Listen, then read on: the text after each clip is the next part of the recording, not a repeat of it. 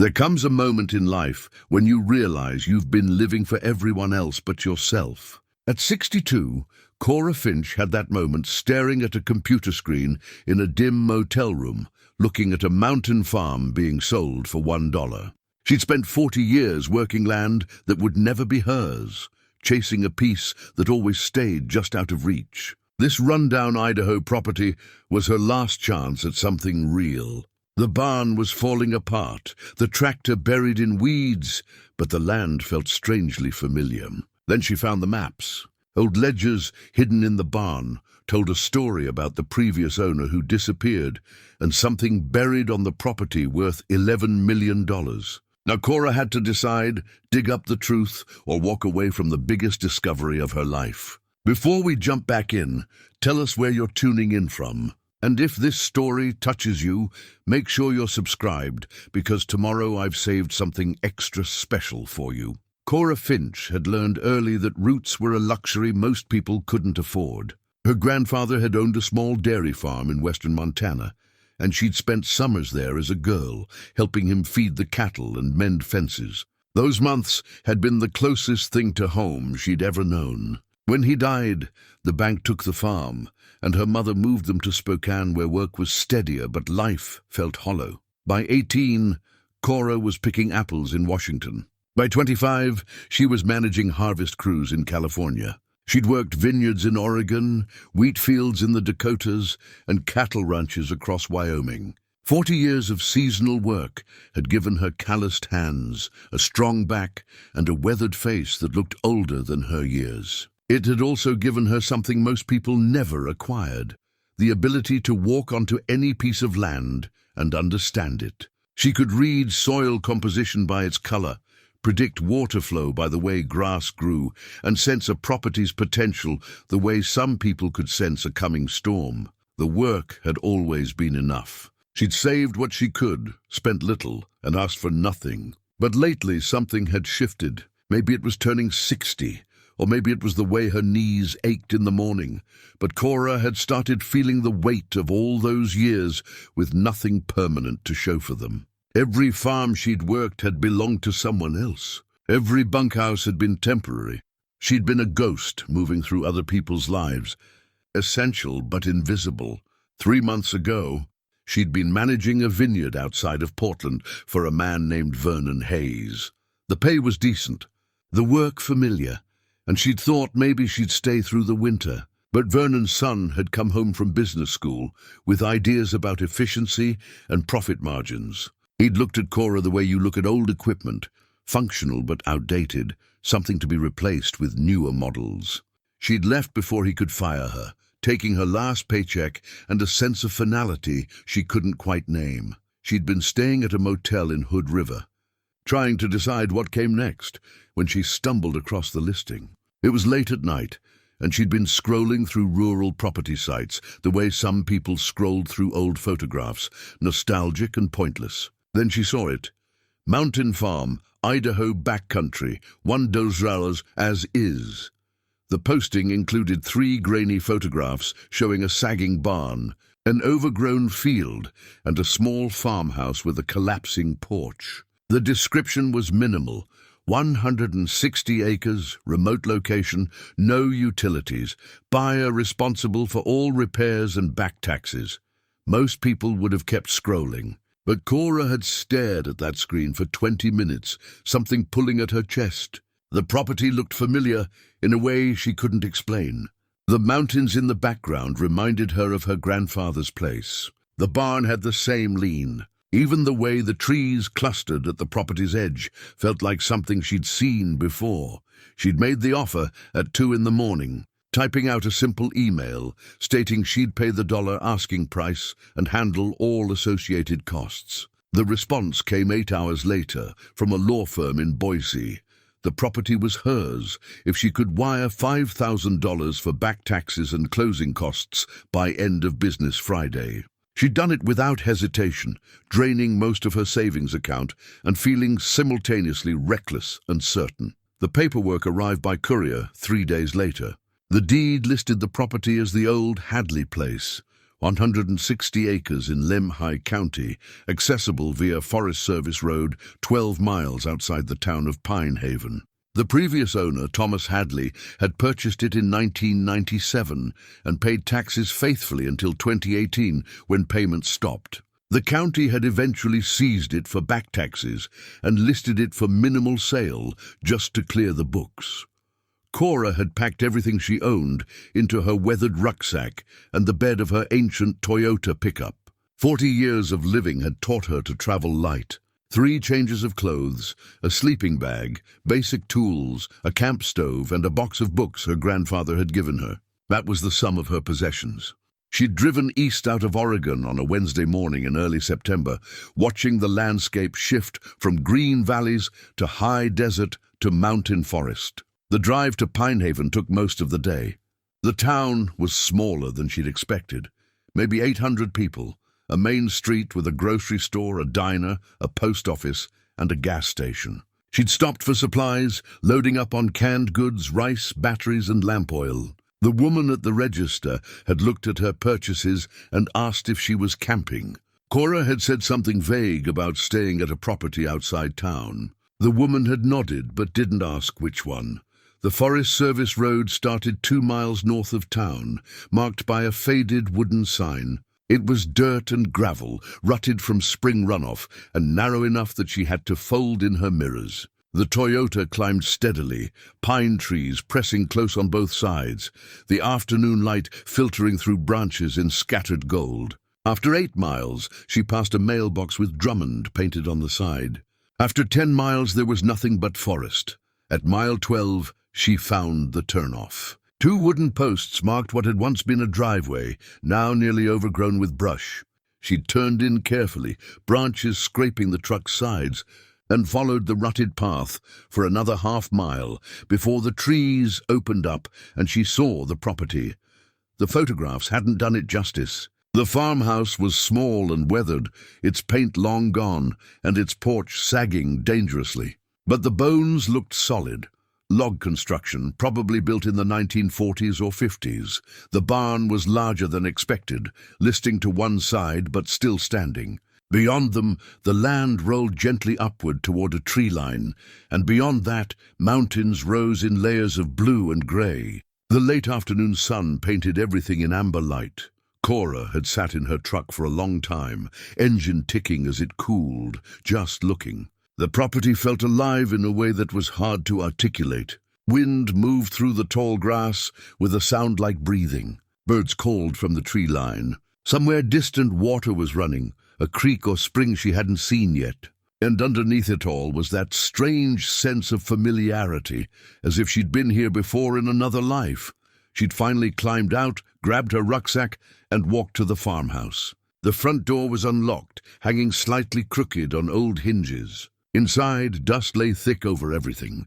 The main room held a wood stove, a table, 2 chairs, and a narrow cot against one wall. A doorway led to a smaller back room that might have been a bedroom. No electricity, no running water, but the structure was sound.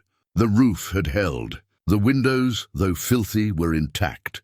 That first night, she'd spread her sleeping bag on the cot, lit a kerosene lamp she'd brought, and sat at the table eating cold beans from a can. The silence was profound. No traffic sounds, no voices, no hum of machinery. Just wind and the settling sounds of an old house. She'd felt something loosen in her chest, something that had been tight for longer than she could remember. She'd slept deeply and woken to pale light filtering through dirty windows. Dawn came slowly to the mountains, building in layers. Cora had made coffee on her camp stove and carried it outside, walking the property as the sun climbed. The barn was even more decrepit up close, roof partially collapsed, doors hanging loose, floor rotted in places.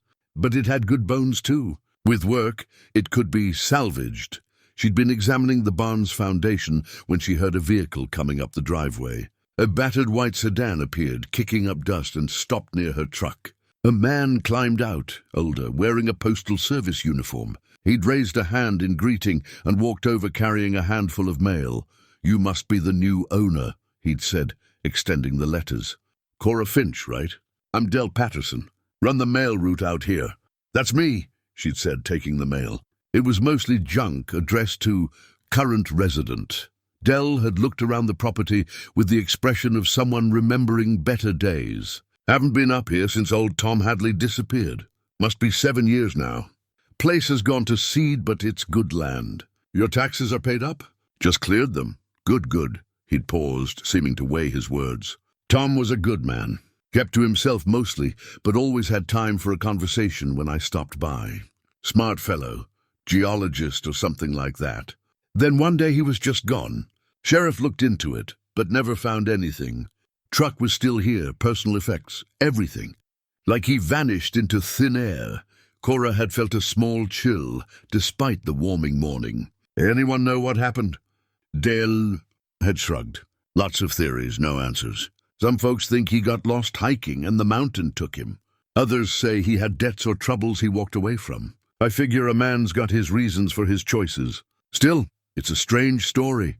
They'd talked a few more minutes about mail delivery and the best route to town before Dell had climbed back in his car. As he'd turned to leave, he'd called through his window, "Property's got a strange history, Miss Finch, but maybe that's what makes it interesting. You need anything, Pinehaven's got most everything."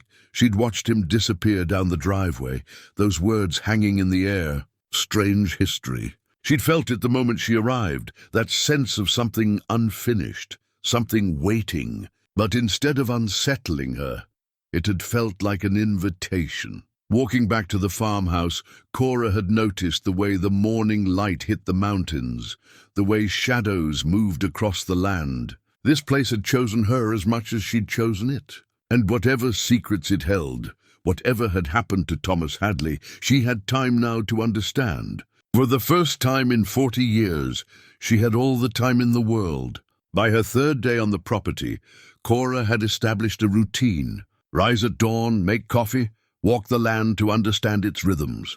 The mornings were cool enough that she could see her breath, but by midday, the September sun still had heat. She'd spent the first 2 days clearing brush from around the farmhouse and assessing what could be salvaged. The well still worked. She'd tested it and found the water cold and clear. The outhouse was serviceable. These small victories felt like progress. The barn demanded attention. It was the largest structure on the property and seemed to hold stories in its weathered boards and shadows. Wednesday morning, Cora had decided to start sorting through its contents. She'd put on her work gloves, grabbed a flashlight and pushed through the sagging doors.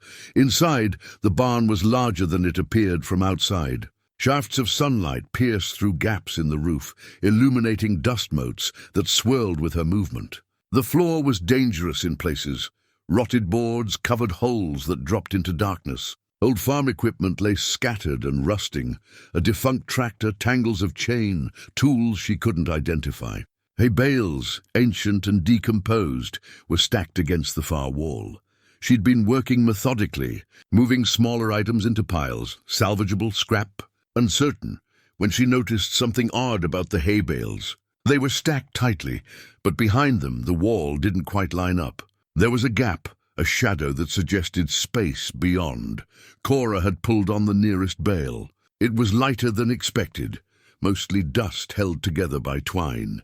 She'd moved 3 more, coughing from the debris, and found what the stack had been concealing. A ladder built into the wall, leading up to a loft that wasn't visible from below. The entrance had been deliberately hidden. Her pulse had quickened. She'd tested the ladder carefully, putting weight on each rung before committing. The wood held. She'd climbed slowly, flashlight clenched between her teeth until her head cleared the loft floor. The space was small, maybe 10 feet by 12, and the roof here was intact. Someone had used this as a workspace or storage. A wooden trunk sat against the far wall. Beside it, a folding chair and a small table. Papers were scattered across the table's surface, weighted down by rocks. The air smelled of old wood and something else, leather and metal. Cora had hauled herself up into the loft and approached the trunk. It was made of cedar, old but well-maintained, with brass corners and a simple latch. She'd opened it carefully, half expecting it to be empty or full of meaningless junk. Instead, she'd found surveying equipment. A theodolite, carefully wrapped in cloth.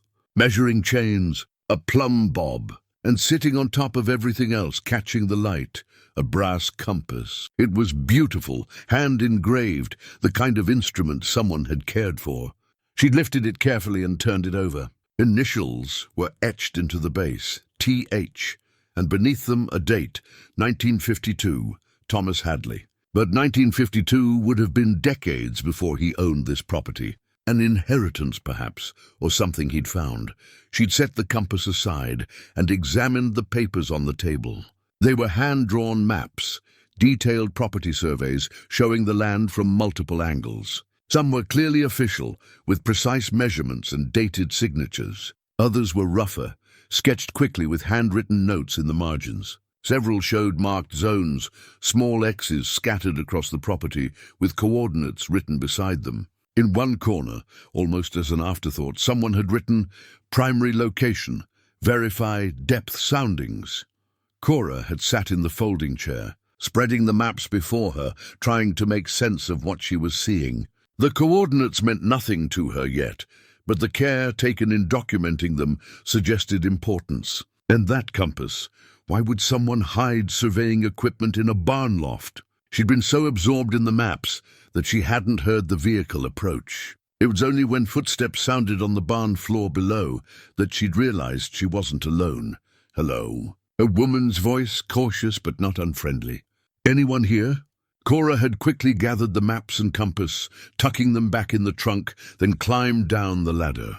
At the bottom stood a woman in her 60s, holding a covered dish and looking mildly embarrassed. "Goodness, you startled me," the woman had said, pressing a hand to her chest. "I'm Faye Drummond. I live down the mountain a ways. Saw smoke from your chimney and thought I'd bring by some welcome food. Didn't mean to intrude." Cora Finch. She'd brushed dust from her jeans and extended a hand. "Not intruding at all.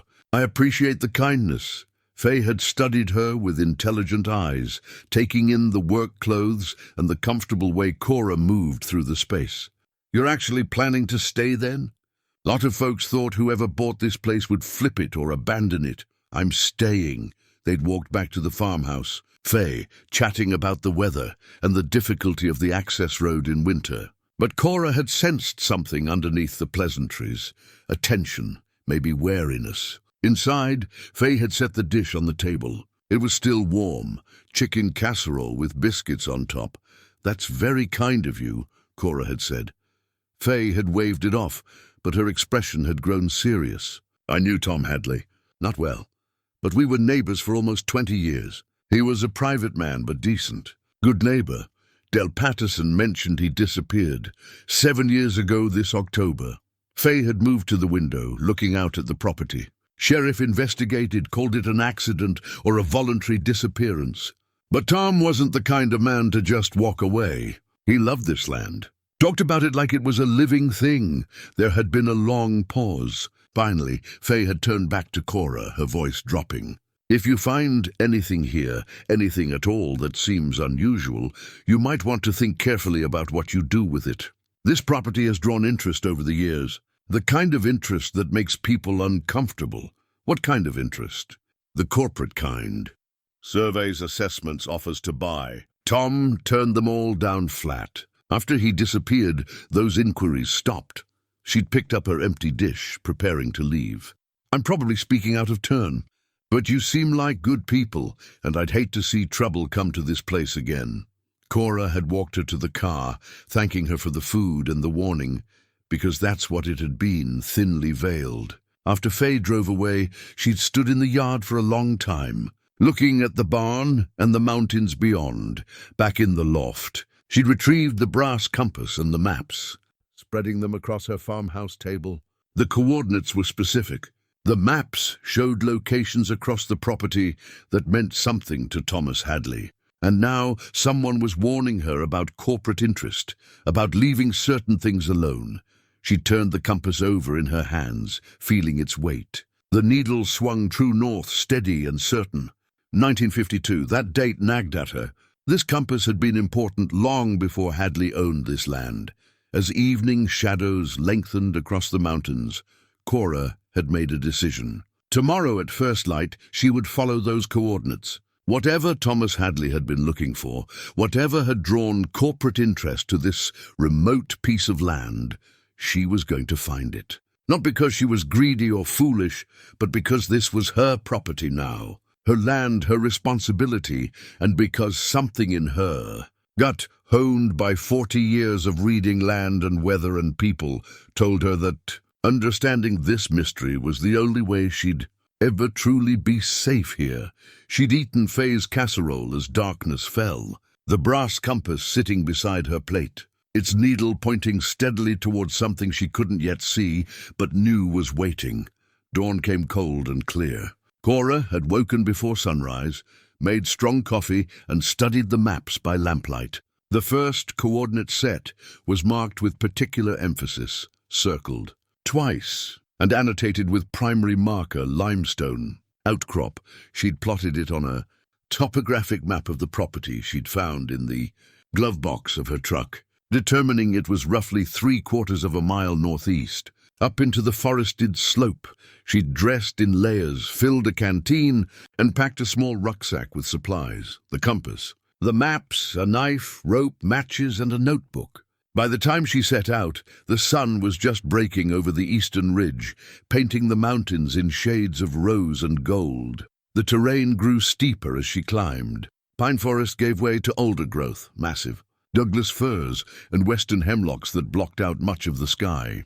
The ground was thick with moss and fallen needles that muffled her footsteps. She'd walked for 40 minutes, checking the compass regularly, adjusting her path to match the coordinates. She'd found the marker almost by accident. It was smaller than expected, a brass survey pin driven into a limestone outcropping, nearly hidden by moss. She'd knelt beside it, brushing away the growth, and found numbers etched into the metal, the same coordinates from Hadley's map. But what caught her attention was the hollow tree 10 feet away. The trunk was massive, a cedar that must have been 300 years old, dead now, but still standing. At chest height, a section of bark had fallen away, revealing a cavity inside. Cora had approached carefully and shone her flashlight into the opening. Inside, wrapped in oilcloth, was a leather-bound journal. Her hands had trembled slightly as she'd pulled it free. The oilcloth had done its job. The journal was dry and intact. She'd sat on the limestone outcrop and opened it carefully. The first page bore a name and date, Thomas Hadley, January 1998. The entries began simply enough. Hadley had documented his purchase of the property, his reasons for choosing this specific location. Remote enough for privacy, he'd written, but with geological features that warrant serious study. He described himself as a retired geologist, formerly with the U.S. Geological Survey, drawn to Idaho by anomalous data he'd encountered in archived reports. Cora had flipped through the pages, reading entries that spanned 20 years. Hadley's early excitement was palpable. He'd conducted surveys, taken samples, mapped underground water flows. By March 1998, he'd written, "Initial findings confirm my hypothesis. Limestone karst topography with extensive cavity structures beneath the surface. But the mineral composition is unusual. Traces of rare earth elements at concentrations that shouldn't exist naturally at this elevation." The journal entries grew more technical. Hadley documented tests, measurements, theories. He'd sent samples to university labs using false names, never revealing the source location. Results had come back confirming his suspicions. The land contained deposits of neodymium, dysprosium, and terbium, rare earth elements essential for modern electronics, defense systems, and renewable energy technology. By 2005, Hadley had written, "Conservative estimates suggest deposits worth at minimum $8 million, possibly significantly more. But extraction would require major infrastructure. More importantly, I'm now certain these deposits are connected to the 1940s mining operation." Found references in county archives to Cascade Minerals Corporation. They abandoned this site abruptly in 1953, citing unfavorable conditions. But that makes no sense given the geological data. Men don't walk away from fortunes unless forced. Later entries revealed Hadley's growing paranoia. In 2012, Third inquiry this month from development companies. How do they know? I've been careful. Someone is monitoring property transfers, looking for specific geological markers. Need to be more cautious about who I trust. 2016. Direct approach today from Vanguard Resource Solutions. Man named Kemp, slick suit, harder questions. Offered $200,000 cash for immediate sale. When I declined, he suggested I consider carefully, given my situation. What situation? This is intimidation, pure and simple. I've documented everything and stored copies off-site. If anything happens to me, there's a trail. The final entry was dated September 2018. Pressure has become unbearable. Surveying equipment tampered with. Mail opened and resealed. Last week someone cut my brake lines. I only discovered it by chance. I can't involve the authorities. Too much evidence they're compromised. Have decided on a course of action that will protect the discovery and potentially expose Vanguard's activities. This journal and all documentation will be hidden on the property. When the time is right, I'll resurface. But for now, Thomas Hadley needs to disappear. Cora had sat in the forest for a long time after reading those words, the morning birds calling above her, sunlight filtering through branches. Hadley hadn't died or walked away. He'd faked his disappearance to escape corporate pressure and protect what he'd found. And now she was sitting here, holding his journal. With that same pressure, surely about to redirect toward her, she'd hiked back to the farmhouse with the journal tucked safely in her pack, her mind working through implications. If Hadley had been right about the deposits, this property was worth far more than $11 million. And if Vanguard Resource Solutions had been willing to intimidate and threaten to acquire it, they wouldn't stop just because ownership had changed. Back home, she'd made lunch and read through the journal again, more carefully this time, taking notes. Hadley had been methodical about documentation. He referenced additional materials, survey reports, assay results, correspondence with Vanguard, all of it hidden somewhere on the property. She'd been deep in thought when the phone rang, the old landline that came with the property, which she'd been surprised to find still connected. She'd answered cautiously. "Miss Finch?" A man's voice, professionally pleasant. "This is Robert Chen from the Lemhi County Assessor's Office. I'm calling to verify some information about your recent property acquisition." "What kind of information?" "Just routine verification, making sure our records are accurate." A pause. "We've had some inquiries about the property recently. Potential easement issues, utility access considerations. I wanted to confirm you're the sole owner and have no plans for immediate development or resale." The questions felt wrong, too specific, too interested. "Who's been making inquiries, Mr. Chen?" "Oh, just general interest. County planning department, that sort of thing." His tone had remained light, but Cora had heard the evasion. "If you're planning any development work, you'll need to file environmental impact assessments, which can take considerable time. Just want to make sure you're aware of the regulatory landscape." "I'm aware." "Thank you for calling." She'd hung up, feeling unsettled. Within days of taking ownership, people were already circling. The county assessor calling about inquiries, phase warnings about corporate interest. It all confirmed what Hadley's journal had documented. That afternoon, she'd driven into Pine Haven, parking outside the small public library. The building was old but well-maintained, smelling of books and furniture polish. A young librarian had directed her to the local history section, where archived newspapers and county records were kept on microfilm. She'd spent 3 hours searching, making notes, printing relevant pages. The Cascade Minerals Corporation had indeed operated in the area during the 1940s. They'd filed multiple mining claims in 1947, employing up to 50 men. Local newspapers from that era carried stories about the boom, new jobs, economic hope for a struggling post-war community. Then, in March 1953, a brief article, "Cascade Minerals Ceases Operations." The company had shut down with minimal explanation, laid off all workers, and transferred their claim holdings to private ownership under circumstances the article described as unclear. No details about what they'd been mining or why they'd stopped. The property that became Hadley's farm had been part of that original claim. It had passed through several owners over the decades, always sold quickly, never developed, until Hadley bought it in 1997 and started asking the right questions. Cora had left the library with a folder full of copies and a growing certainty that she was stepping into something much larger than a simple property purchase. Hadley had spent 20 years documenting a mystery that had started 70 years ago, and somewhere on her land, buried beneath limestone and forest, was something valuable enough that people had been willing to commit crimes to possess it. Driving back up the mountain as sunset approached, she'd made her decision. She wouldn't be intimidated and she wouldn't walk away, but she also wouldn't be reckless. Whatever came next, she needed to be smart, careful, and prepared. Thomas Hadley had learned that lesson too late. She wouldn't make the same mistake, and jeans, a pressed shirt, her good boots, wanting to look like someone who belonged, someone with a legitimate business. The records office was in the basement, fluorescent lit and smelling of old paper. A clerk in his 20s barely looked up from his computer as she signed in and requested access to historical mining claims and property transfers for her specific parcel.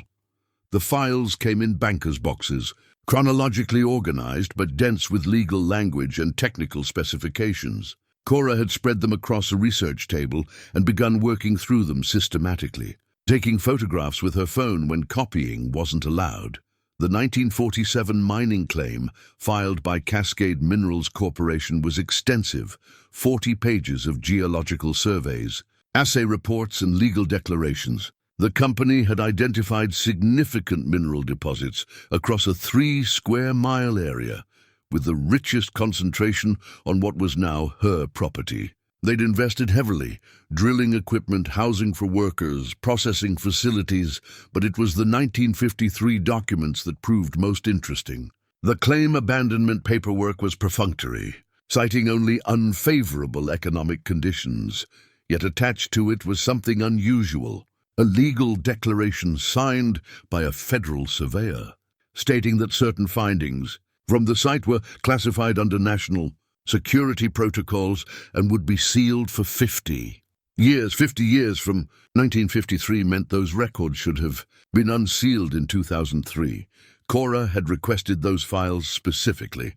The clerk had disappeared into the archives and returned 20 minutes later with a thin folder marked Cascade Minerals, declassified 2003. Inside were 3 documents. The first was a Department of Defense memo dated February 1953, stating that mineral samples from the Cascade operation contained strategic materials of national interest and recommending the site be secured under federal oversight. The second was a property transfer deed, signed with multiple government agency stamps, transferring the land from Cascade to a private individual, someone named Albert Marsh. The third document was a handwritten letter from Albert Marsh to his son, dated 1967. "William, when I'm gone, this land will be yours. I've kept faith with the promise I made in 1953. The government men said certain things needed to stay buried, needed to stay secret. I've honored that, but times change. If you ever decide to look, you'll find what they were so worried about. It's there waiting. Just be careful who you trust." Cora had photographed every page, her hands steady despite the adrenaline. Albert Marsh. She'd seen that name in property records. He'd owned the land from 1953 until his death in 1985. Then it had passed to William Marsh, who'd sold it to Thomas Hadley in 1997. She'd closed the files and returned them to the clerk, then asked a casual question: "Is there a William Marsh still living in the area?" The young clerk had shrugged. "Not that I know of, but you could ask Bill Marsh. He's been county clerk forever, knows everybody. Usually has lunch at the diner on Main Street around noon." Cora had found him there an hour later, a man in his 70s, thin and weathered, eating a bowl of soup alone at the counter.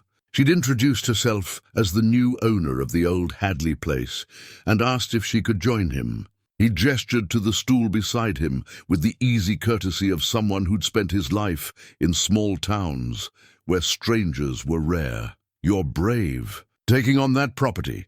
he'd said, after they'd talked pleasantries about weather and road conditions. "It's beautiful land, but it's got a complicated history.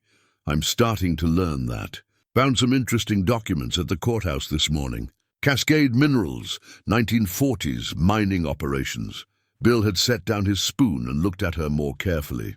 "Most people don't dig that deep into the history. I like to know what I'm dealing with." "Found a letter from Albert Marsh to his son William. I take it you're related?" A long pause. Finally, he'd nodded. "William was my father. Albert was my grandfather. The land you're living on was in our family for 32 years before my father sold it to Tom Hadley." "Why did he sell?" Bill had pushed his bowl away, appetite apparently gone. "My father was a private man. He'd inherited the property expecting to build a life there, but he never felt right about it. Said the land had secrets that weighed on him. In 1997, Tom Hadley made him an offer. Not much money, but my father took it. Said Tom was the kind of man who'd know what to do with what was there." "What was there?" Bill had looked around the diner, checking who might be listening. The place was nearly empty, just them and a waitress refilling coffee 2 booths away. When he spoke again, his voice was lower. "My grandfather worked for Cascade Minerals in the early 50s. Just labor at first, but he was smart and they promoted him to surveyor. That's how he saw what they found. The rare earth deposits were real, valuable even then. But there was something else, something in the deep caverns that the geologists couldn't explain. My grandfather never told me exactly what, but whatever it was, the government got involved. They shut everything down, classified the findings, and paid my grandfather to take ownership and keep quiet." "Did he keep quiet?" "For 40 years. But before he died, he told my father the truth. Said it was too important to stay buried forever. My father lived with that knowledge his whole life, never quite knowing what to do with it. When Tom Hadley came around asking geological questions, my father saw an opportunity. Sold him the land cheap, told him just enough to point him in the right direction. Cora had absorbed this carefully. And Tom disappeared 7 years ago." "He did." Bill's expression had darkened. 3 months before he vanished, he came to see me. Brought documents, photographs, evidence of corporate harassment. Asked me to keep them safe. Said if anything happened to him, I should give them to someone trustworthy. Someone who'd know what to do with them. "Did you keep them?" "I did. Still have them locked in my home safe." They'd looked at each other across the diner counter, an understanding passing between them. Bill saw in her what his father had seen in Hadley. Someone capable of carrying the burden, someone who wouldn't be easily intimidated or bought. The company that pressured Tom, Cora had said quietly. "Vanguard Resource Solutions. Are they still active in the area?" "More than ever. They've bought up mineral rights all over the county, but they've never been able to get that one piece they really want, your land. The piece with the real value." He'd pulled out his wallet, extracted a business card, and slid it across the counter. His home address was written on the back. "Come by tomorrow evening. I'll show you what Tom left with me. But Miss Finch, understand that once you see it, you'll be committed. There's no going back to not knowing." She'd taken the card, feeling the weight of it. "I think I'm already committed." That afternoon, returning to her property, Cora had found her truck parked exactly where she'd left it, but something was wrong. All 4 tires had been slashed, clean cuts, deliberate and thorough. No note, no message, just damage, designed to strand her and send a message. She'd stood looking at the ruined tires for a long moment, anger building. This was the same tactic they'd used on Hadley. Intimidation, escalation, making life difficult until you gave up and sold. But Cora had spent 40 years dealing with difficult men on difficult land. She knew how to be stubborn. She'd hiked back down to the main road, flagged down a passing rancher, and gotten a ride into Pinehaven. At the gas station, she'd arranged for a tow and new tires, expensive, eating into her limited savings, but necessary. While waiting, she'd called the sheriff's office and filed a report, knowing it probably wouldn't matter but wanting documentation. A deputy had come out, looked at the tires, taken photographs and a statement. He'd been polite but disinterested, suggesting it was probably kids or hunters who'd mistaken the property for abandoned. Cora hadn't argued. She'd learned long ago that some battles weren't worth fighting directly. By the time she'd gotten back to the farmhouse with functioning tires, evening was settling over the mountains. She'd made dinner, then sat at the table with Hadley's journal and the documents she'd photographed at the courthouse, arranging them chronologically, building a timeline. 7. Cascade Minerals discovers valuable deposits and something unusual in deep caverns. 53. Federal government classifies findings, shuts down operation, transfers land to Albert Marsh as caretaker. 85. Albert dies. Land passes to William Marsh, who lives with the secret uncomfortably. 97. William sells to Thomas Hadley, who begins systematic investigation. T18. After years of corporate pressure, Hadley disappears. 225.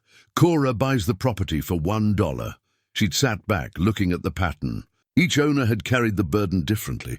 Albert had kept silent. William had passed it on. Hadley had tried to expose it and been forced into hiding. Now it was her turn, and she needed to decide what to do with knowledge that others had killed to suppress. The slashed tires had been a warning, but warnings only worked on people who could be scared. And Cora Finch, at 62, had learned that the only thing more dangerous than having something to lose was having nothing left to lose.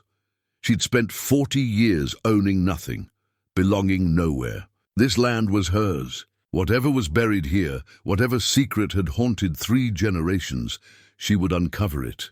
Not for money, though that mattered, but for the simple, stubborn reason that it was hers to know. Tomorrow she'd visit Bill Marsh and see what Hadley had left behind. Tonight, she'd sleep with her grandfather's old hunting rifle beside the bed and her ears tuned to any sound that didn't belong to the mountain night. She wasn't afraid. She was prepared. There was a difference, and it mattered. The drive to Boise took most of the following morning. Cora had decided she needed proper equipment before exploring any caves or underground chambers. Hadley's journal had described extensive cavern systems, and she wasn't fool enough to go unprepared. The outdoor supply store was staffed by young people who looked at her with barely concealed skepticism when she asked about spelunking gear. But she knew what she needed. A reliable headlamp with backup batteries, rope rated for climbing, carabiners, a harness, a helmet, emergency flares, and a first aid kit. She'd added a better camera and a handheld GPS unit. The total had made her wince, but she'd paid cash and left with everything loaded in her truck. On the drive back, she'd stopped at Bill Marsh's house in Salmon as planned. He lived in a modest ranch home on a quiet street, the kind of place that spoke of careful maintenance and limited means. He'd been waiting for her, opening the door before she could knock. Inside, his home was neat and spare. Photographs of family lined the walls, children, grandchildren, a wife who'd passed based on the dates beneath her portrait. Bill had led her to a small office and closed the door behind them. From his desk safe, he'd removed a large manila envelope worn from handling. Tom gave me this in July 2018. Said if he disappeared or died, I should give it to whoever bought the property next, assuming that person seemed trustworthy. Cora had taken the envelope and opened it carefully. Inside were dozens of documents, official geological surveys, laboratory assay reports, photographs of rock formations and cave systems, correspondence on Vanguard Resources letterhead. The assay reports alone were stunning. They confirmed deposits of neodymium, terbium and dysprosium at concentrations that were commercially viable. Conservative estimates placed the total value at $11 million, but it was the photographs that captured her attention. They showed underground chambers of extraordinary size, limestone formations millions of years old, and in several images, something else. Crystalline structures that didn't look natural. The formations were too regular, too geometric. Tom believed these weren't entirely natural, Bill had said, pointing to one photograph. He thought the rare Earth concentrations were the result of some kind of meteor impact millions of years ago. The crystalline structures were formed under extreme heat and pressure, but he could never prove it without professional excavation. And he couldn't risk bringing in outside experts. There was more, a topographic survey map from 1952. marked with hand-drawn annotations showing cave entrances and underground water flow patterns. One entrance was circled in red ink with a note: "Primary access, concealed by rockfall, cleared 2001. "Do you know where this entrance is?" Cora had asked. Tom marked it on the modern property map.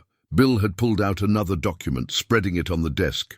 The entrance was on her land, about a mile east of the farmhouse, in an area of dense forest and limestone outcroppings. He said it was partially hidden by vegetation and rubble. You'd need to know what you were looking for.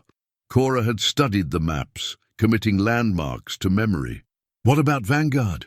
How much do they know? More than we'd like. They've had people surveying from adjacent properties, probably using ground-penetrating radar and other technology. They know something valuable is there. They just can't access it without owning your land." He'd paused. "Miss Finch, these are dangerous people. They've spent years and considerable money trying to acquire this property.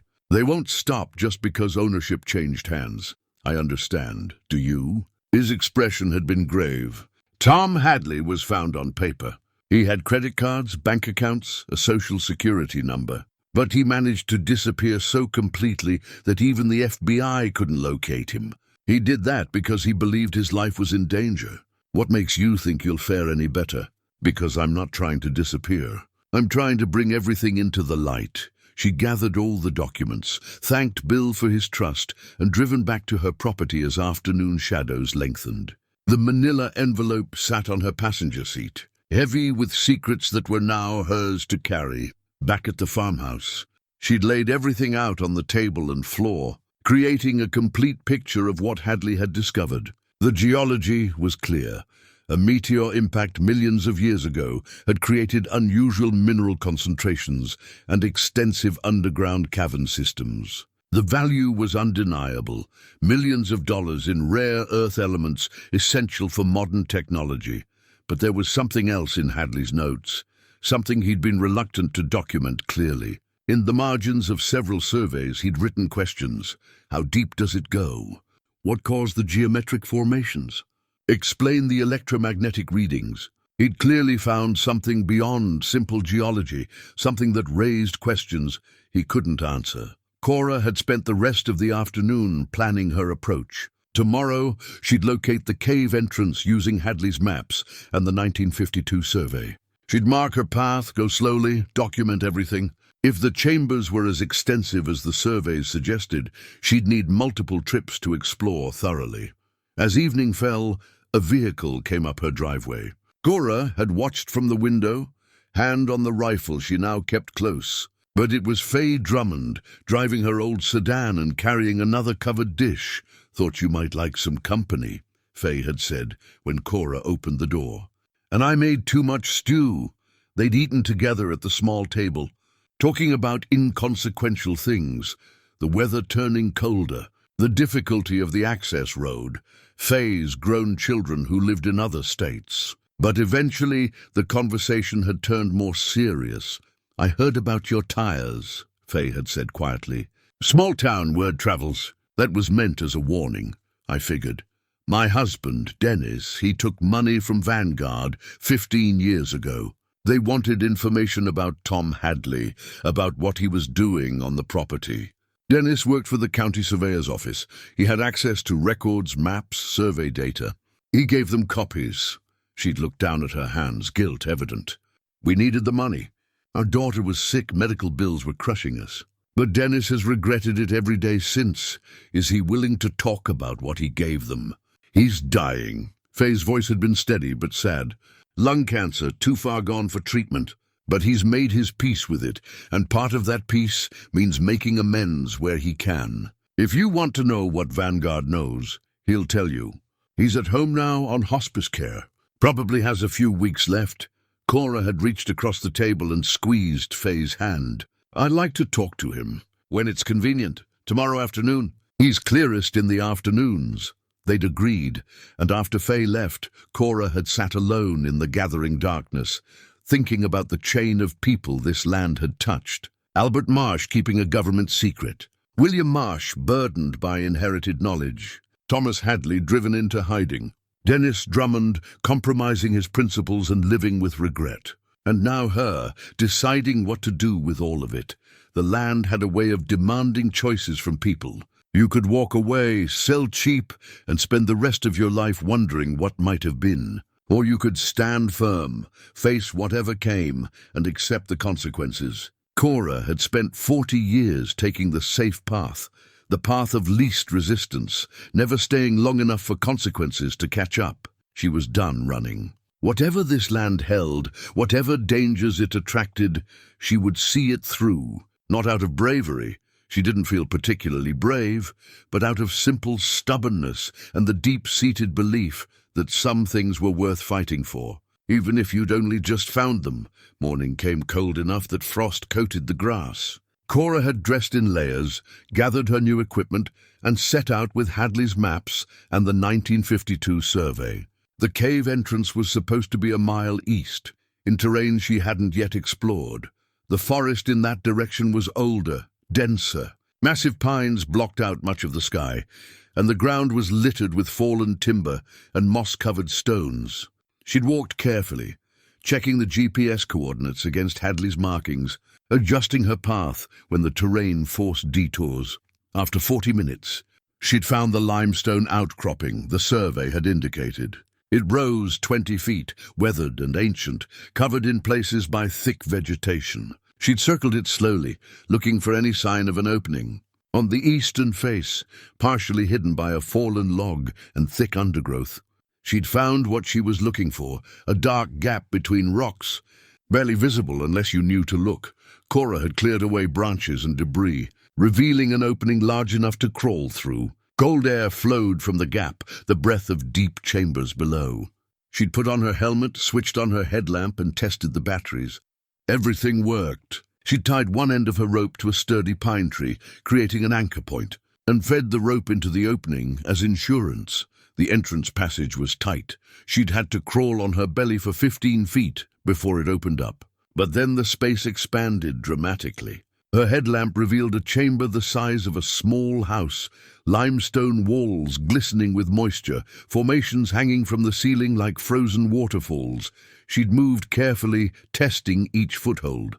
The floor sloped downward, and in one corner a natural passage led deeper. Evidence of previous exploration was everywhere. Old rope fibers tied to rock spurs, the remains of a camping lantern, boot prints preserved in dried mud. Following Hadley's markings on her map, she descended into a second chamber, then a third. Each was larger than the last, connected by passages that required careful navigation. In the third chamber, she'd found Hadley's abandoned base camp, a small tent, folding chair, a plastic storage container with supplies. The tent was mildewed but intact. Inside the storage container, she'd found what she'd been hoping for, a geologist's sample bag. The bag contained dozens of rock specimens, each carefully labeled with coordinates and dates. Small tags indicated what Hadley had identified: neodymium-rich basalt, terbium oxide concentration, dysprosium trace, high grade. Each label also included an estimated value per ton of material. Cora had photographed every specimen, every label. She'd pulled out her phone, knowing there was no signal this deep, but storing the images for later upload. The specimens alone proved the deposit's value. With professional extraction and processing, the rare earth elements in these rocks could be worth millions. But it was the final specimen that caught her attention. It was different from the others, crystalline, geometric, almost artificial in its regularity. The label read, "Unknown formation, magnetic properties. Origin unclear." She'd held it up to her headlamp, watching light refract through its structure in unusual patterns.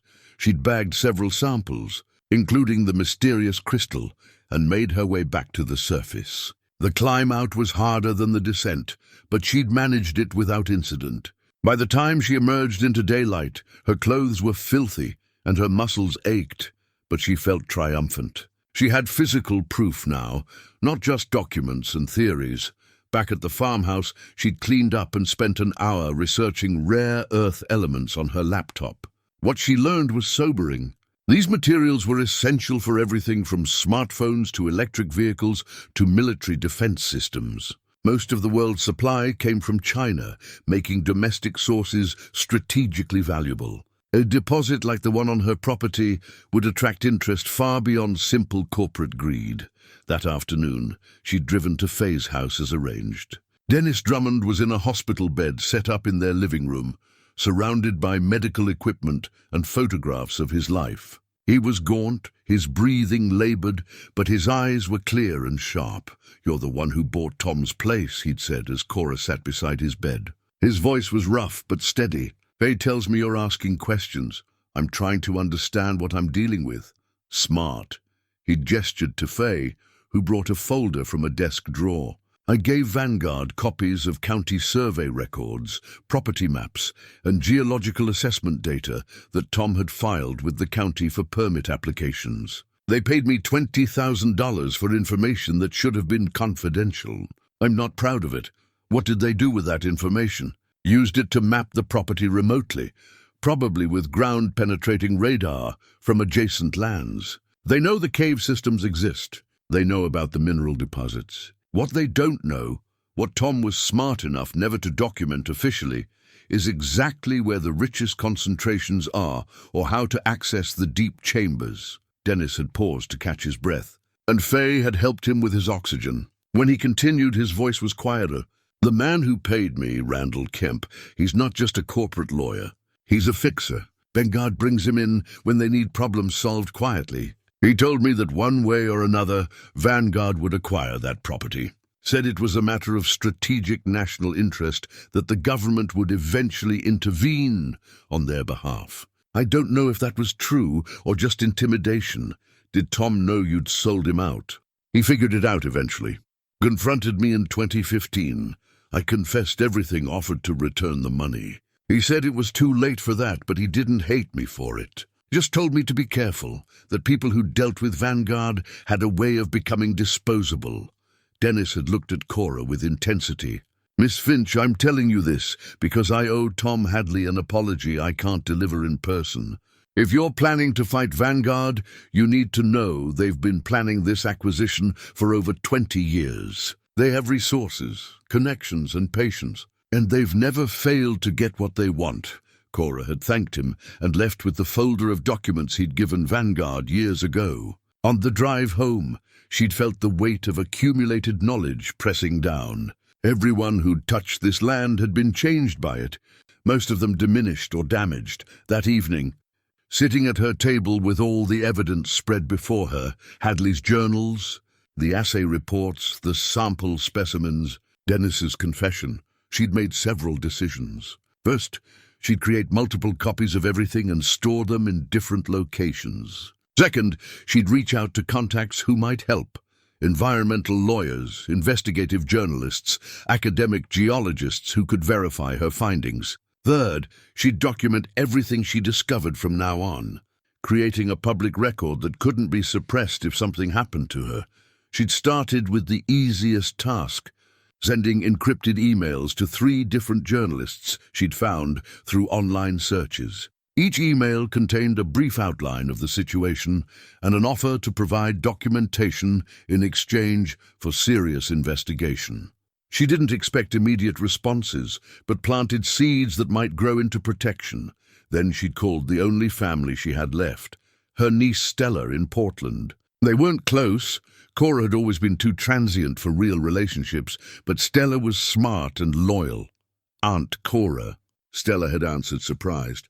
"Is everything okay? I need to tell you something, and I need you to listen carefully without asking too many questions yet." She'd explained in broad terms. The property, the discovery, the corporate pressure, the danger she might be facing. Stella had wanted to come immediately, but Cora had refused.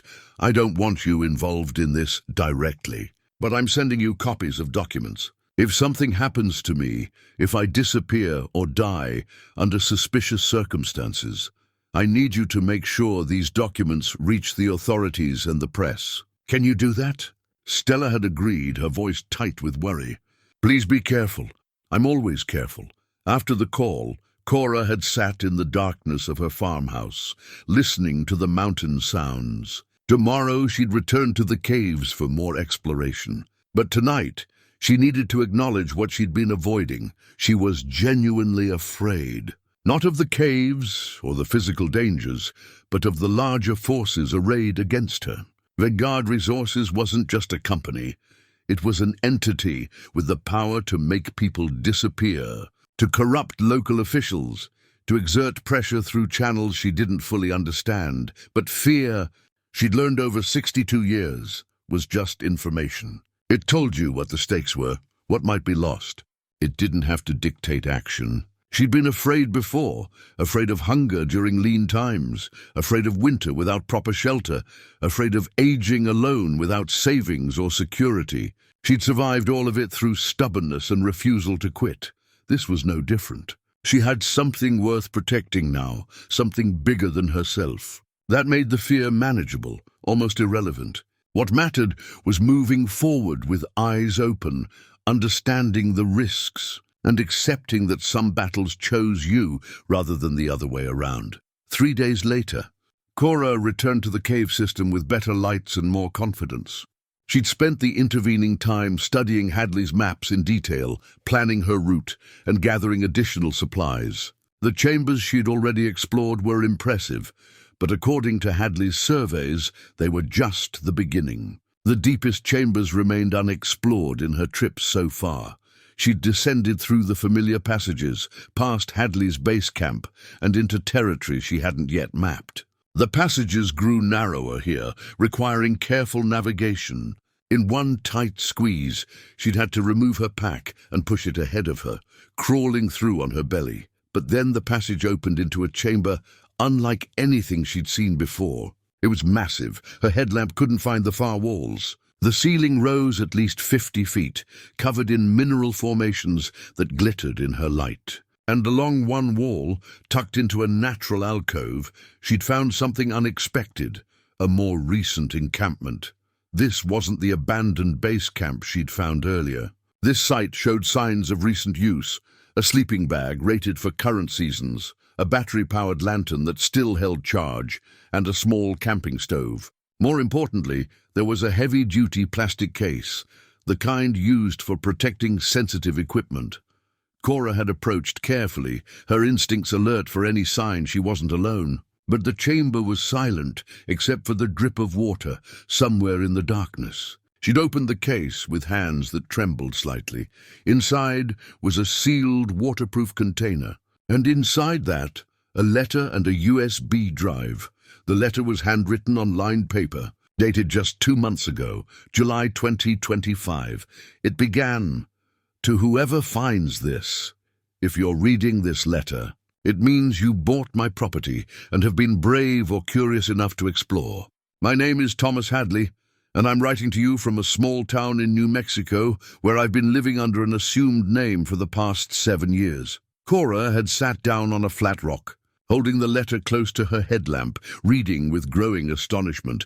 "I didn't die, and I didn't simply disappear. I staged my disappearance deliberately after Vanguard Resources made it clear they would stop at nothing to acquire my property. The final straw was when they sabotaged my truck's brakes. I survived by luck, and I realized that being Thomas Hadley had become too dangerous. I'd been planning an exit strategy for months. I had cash hidden, documents prepared, contacts who could help me create a new identity. The night I disappeared, I left everything behind deliberately. My truck, my personal belongings, enough evidence to suggest an accident or voluntary disappearance, but nothing definitive. Then I walked off my property and never looked back. What I discovered on this land goes beyond simple geology. Yes, there are rare earth deposits worth approximately $11 million in conservative estimates. But the real value and the real danger comes from something I could never fully document or understand. The crystalline formations in the deepest chambers exhibit properties that defy conventional geological explanation. They're not just valuable minerals. There's something unprecedented. I sent samples to 3 different laboratories under false names. All 3 came back with similar findings. The crystals contain rare earth elements in concentrations and combinations that shouldn't exist naturally on Earth's surface. The best explanation, and this is speculation, is that they're the result of a meteor impact millions of years ago, but not from ordinary space rock. The crystalline structures suggest formation under conditions of extreme heat, pressure, and possibly electromagnetic forces that I can't adequately explain. Vanguard Resources knows about the rare earth deposits. That's public geology, documented in county records. What they don't know, what I never documented officially, is the full extent of the deeper chambers and what lies within them. The USB drive I've included contains complete geological surveys, laboratory reports, and most importantly, evidence of Vanguard's illegal activities. I've documented years of harassment, intimidation, attempted bribery, and threats. I have recordings, emails, photographs, and testimony from people they've corrupted or threatened. This evidence could shut down their operations and lead to criminal charges against several executives, including their chief acquisition officer, Brendel Kemp. I've been waiting for the right moment to expose all of this, but that moment never came. I've grown comfortable in my new life, and I've grown cautious. The truth is, I'm afraid of what Vanguard might do if I surface. So I'm placing this burden on you, whoever you are. You have several options. The easiest is to sell the property cheaply to Vanguard and walk away with enough money to be comfortable. They'll pay you well for your silence, and you'll avoid the trouble I faced. Or you can fight. Use the evidence I've provided to expose them, protect the land, and potentially benefit from its resources in a controlled, legal manner. If you choose to fight, contact the people listed in the encrypted files on this USB drive. There's an environmental attorney in Seattle who specializes in mineral rights cases, an investigative journalist who's been tracking Vanguard for years, and a former USGS geologist who can verify my findings. Together, they can help you navigate this mess. One final piece of information that may shock you: I chose you specifically. When I learned the county was seizing my property for back taxes and planning to auction it, I had a friend in the assessor's office arrange for a specific type of listing, $1 as is, minimum publicity. Then I had another friend monitor who showed interest. When your name came up and I researched your background, I saw someone with the qualities I hoped for: independence, resilience, honesty, and most importantly, someone who had nothing to lose and everything to gain. I'm sorry for placing this burden on you without your knowledge or consent, but I genuinely believe you're capable of handling what I couldn't. The land deserves someone who will protect it, not exploit it carelessly. And the truth about Vanguard's activities deserves to come to light. If you decide to contact me, there's an encrypted email address in the USB files. I'll respond, though it may take time. If you decide to sell and walk away, I understand completely. This was never your fight, and you have no obligation to carry my torch. Whatever you decide, know that you were not chosen randomly. You were chosen carefully, with hope and faith that you would do what's right. Good luck, and I'm sorry I couldn't be braver 7 years ago. Thomas Hadley. Cora had read the letter twice, her emotions cycling through shock, anger, and grudging respect. Hadley had manipulated her, but with purpose. He'd put her in danger, but also given her tools to fight back. Most importantly, he'd been honest about his own limitations and fears. The USB drive would contain the evidence he'd promised. She'd verify that when she had computer access. But the revelation that changed everything was simple. This wasn't random. She hadn't stumbled into this situation through luck or chance. She'd been selected, evaluated, and deliberately placed here by someone who decided she was capable of finishing what he'd started. It should have made her angry. And part of her was. But another part, the part shaped by 40 years of working land and reading people, understood. Hadley had seen in her what she'd been trying to see in herself, someone who could stand firm when standing firm mattered. She'd packed up the letter and USB drive, taking one last look around the massive chamber. Somewhere in this darkness were the crystalline formations Hadley had described, the mysterious geological anomalies worth more than anyone had yet calculated. Tomorrow, she'd return with better equipment and document everything. Tonight, she needed to get back to her farmhouse, secure these documents, and decide what came next. The climb out of the cave seemed faster, fueled by adrenaline and purpose. By the time she emerged into late afternoon sunlight, her mind was already working through options and strategies. She wasn't a pawn in someone else's game. She was a player who just learned the actual rules. Hadley had given her weapons, evidence, contacts, and the truth about what she was facing. Now she needed to decide how to use them. The easy path, selling to Vanguard and walking away wealthy, held no appeal. She'd spent 40 years taking easy paths, and they'd led her to 62 years old with nothing but a rucksack of possessions. This land, these secrets, this fight, they were hers now. Not because she'd sought them, but because they'd found her. Or rather, because someone had decided she was the right person to find them. She could honor that faith or betray it. The choice was simple, even if the consequences weren't. Cora spent that night at her kitchen table with her laptop, the USB drive plugged in, working through Hadley's files by lamplight. The drive was encrypted, but he'd included the password in his letter. Inside were hundreds of documents, photographs, audio recordings, and video files. Years of accumulated evidence, organized into neat folders. The geological surveys were professional and comprehensive. Hadley had documented every chamber, every passage, every mineral concentration with scientific precision. His estimates of the rare earth deposits were conservative but substantial. $11 million was based on current market prices and accessible deposits only. If the deeper formations proved equally rich, the value could reach $15 to $18 million.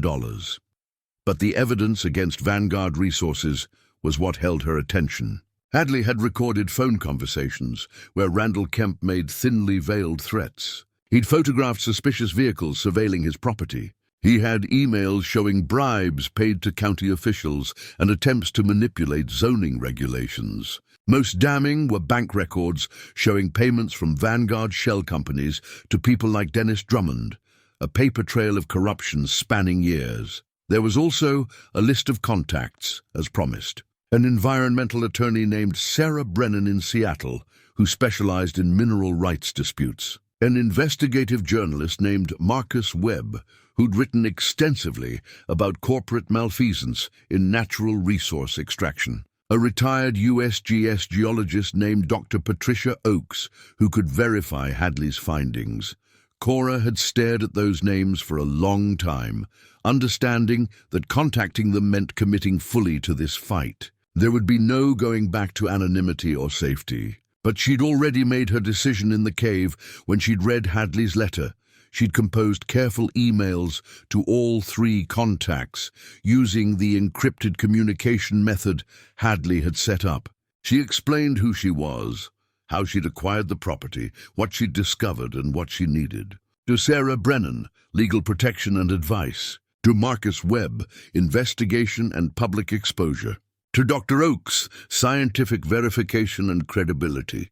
She'd sent the emails at 2 in the morning and crawled into bed with the USB drive hidden in her rucksack. Sleep came in fragments, interrupted by the sounds of the mountain night and her own restless thoughts. Morning brought responses. All three contacts had replied within hours, their messages urgent and interested. Sarah Brennan offered an immediate phone consultation. Marcus Webb wanted to visit the property within the week. Dr. Oakes requested copies of the geological data and promised rapid analysis. But the morning also brought something else. Cora had been making coffee when she noticed the footprints. Fresh tracks in the frost-covered grass outside her window, leading from the tree line to her farmhouse and back. Someone had been watching during the night. Someone had come close enough to look through her windows. She'd followed the tracks to where they disappeared into the forest, finding cigarette butts and scuffed earth where someone had stood for extended periods. The surveillance had escalated. They weren't just watching from a distance anymore. They were getting bold.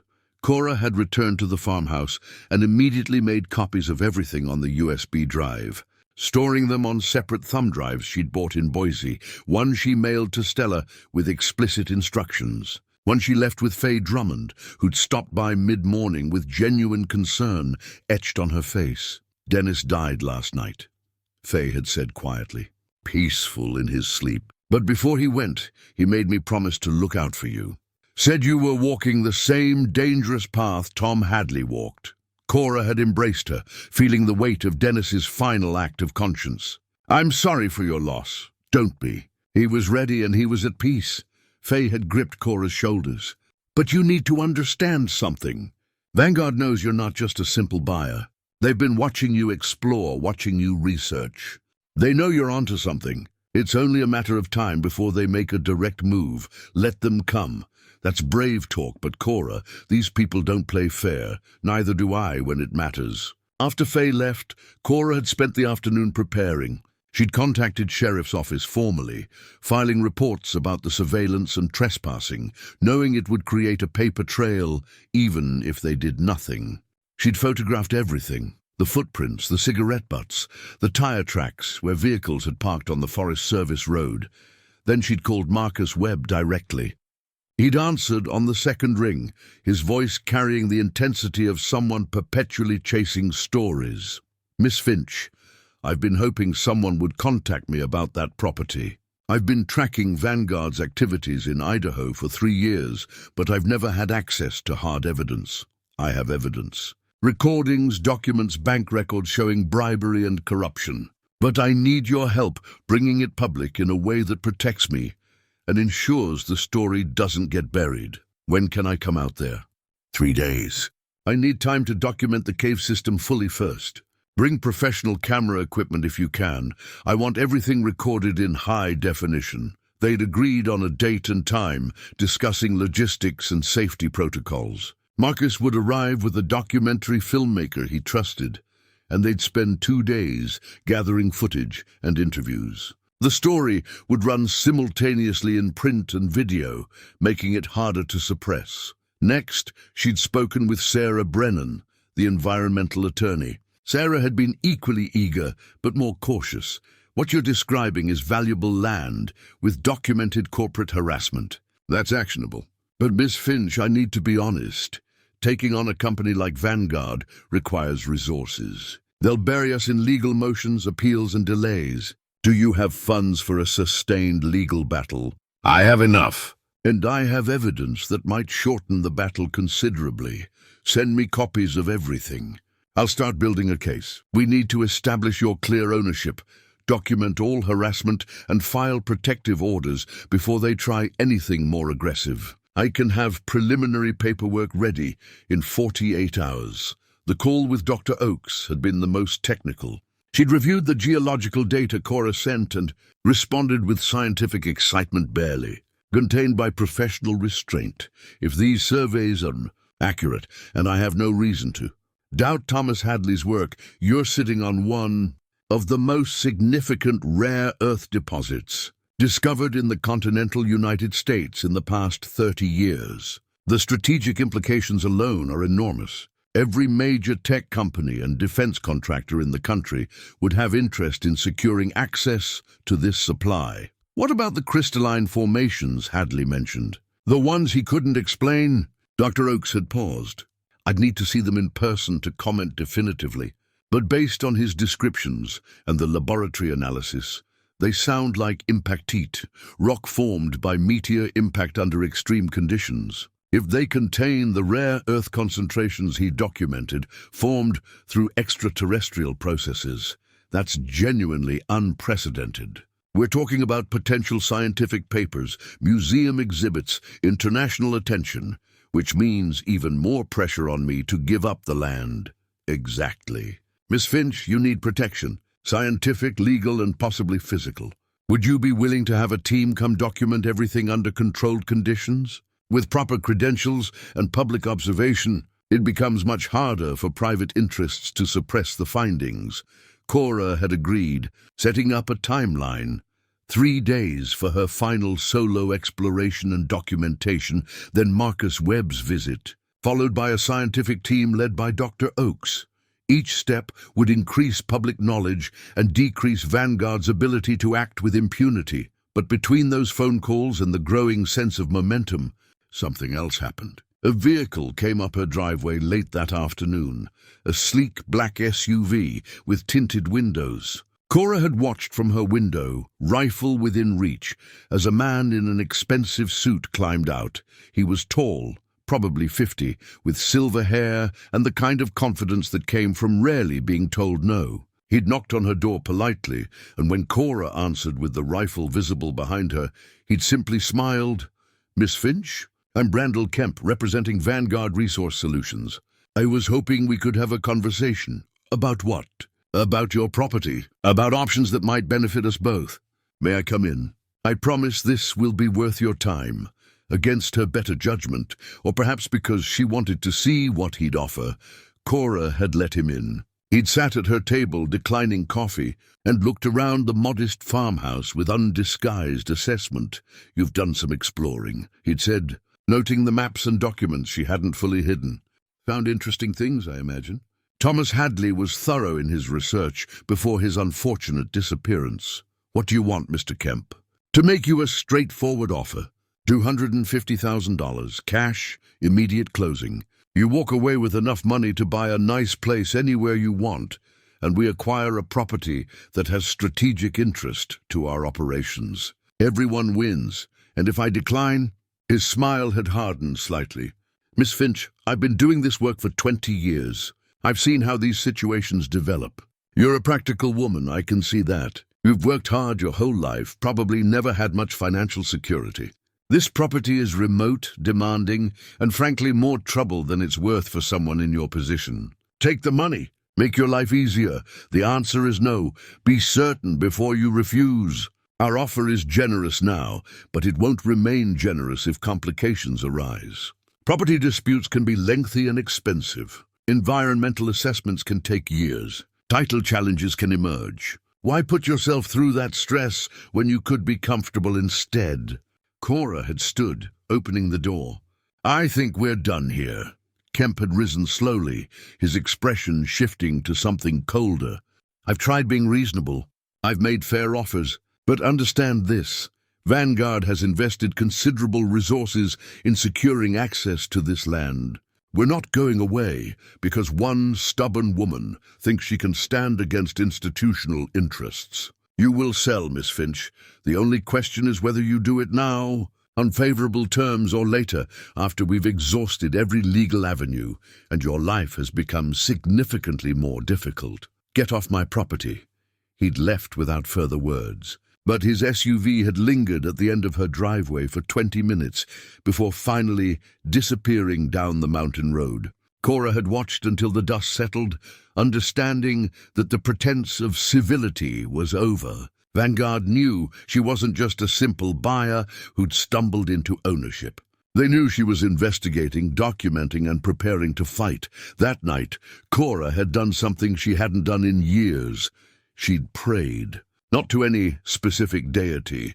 She'd never been particularly religious, but to the land itself, to whatever spirits or forces governed the mountains. She'd asked for strength, wisdom, and protection. And then she'd loaded her rifle, set it beside her bed, and slept with the kind of determined exhaustion that comes from knowing a storm is approaching, and there's nothing to do but weather it. Tomorrow, she'd return to the caves one final time, document everything she'd found, and bring back samples that Dr. Oakes could analyze. Then Marcus Webb would arrive, and the process of making everything public would begin. Once the story broke, once the evidence was distributed and verified, Vanguard's power to act against her would diminish. Public attention was protection. Transparency was armor. She just had to survive long enough to reach that point. Dawn arrived cold and clear. The kind of mountain morning that made everything feel sharp and immediate. Cora had been awake since before sunrise, preparing for what she knew would be her final solo exploration of the caves. Marcus Webb would arrive tomorrow with his camera crew, and after that, The site would never again be private or quiet. She'd packed carefully, professional camera equipment she'd rented in Boise, sample collection bags, measuring tools, and the GPS unit that would create precise coordinates for every significant finding. This time she wanted documentation that would stand up to scientific scrutiny. Marcus Webb had called her just after breakfast. "Miss Finch, I'm bringing a professional surveyor with me tomorrow, a man named Marcus Webb, no relation. He's experienced with cave systems and has the equipment to create detailed 3D maps of the chambers. With your permission, we'd like to document everything thoroughly." She'd agreed immediately, relieved to have expert help. But that also meant today was her last chance to experience the caves on her own terms, before they became public knowledge and scientific curiosity. The hike to the cave entrance felt different this time. She was no longer exploring unknown territory. She was saying goodbye to a secret she'd held for too brief a time. The forest was quiet, just birdsong and the whisper of wind through pine branches. She'd entered the caves with practiced confidence, descending through familiar passages to Hadley's base camp and beyond. Her destination was the massive chamber where she'd found Hadley's letter, and more importantly, the deeper passages that led to the crystalline formations he'd described, but she hadn't yet fully explored. The passages beyond the large chamber were narrower, requiring careful navigation. She'd marked her route with glow sticks, ensuring she could find her way back.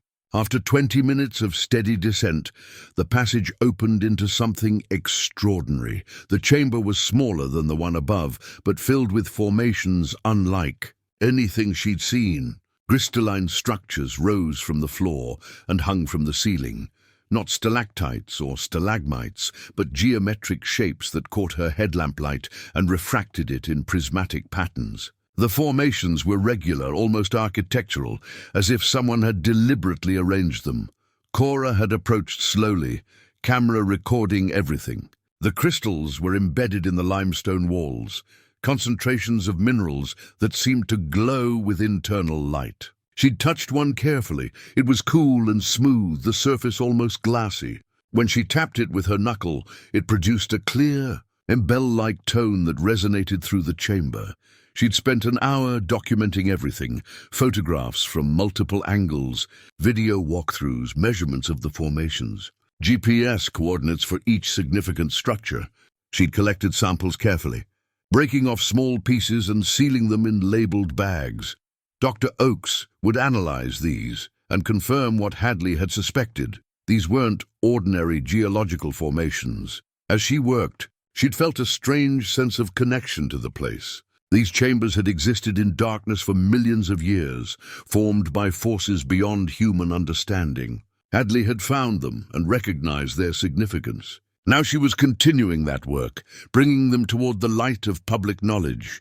She'd been preparing to leave, samples packed and documentation complete, when she'd heard something that made her freeze. Voices, distant but clear, echoing through the passages. Someone else was in the cave system. Cora had switched off her headlamp immediately, relying on ambient light from her glow stick markers. She'd moved quietly back toward the passage entrance, listening carefully. 3 men, maybe 4, their conversation carried by the acoustics of the tunnels. Somewhere down here. The old man's notes mentioned this chamber specifically. "How much further?" "We've been walking for 30 minutes. Keep moving. We need samples and photographs before the property gets locked down legally. Once that attorney files protective orders, we won't have another chance." Cora's pulse had quickened.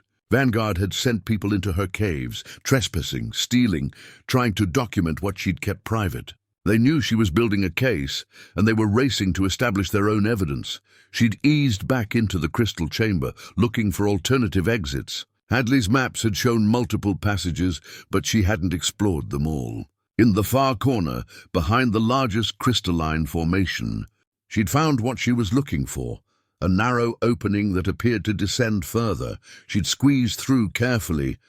Pack held ahead of her, and found herself in a natural chimney, a vertical passage with enough handholds to climb down. Below, she could see another chamber, smaller, but with what looked like a horizontal passage leading away. Behind her, the voices grew louder. Jesus, look at these formations.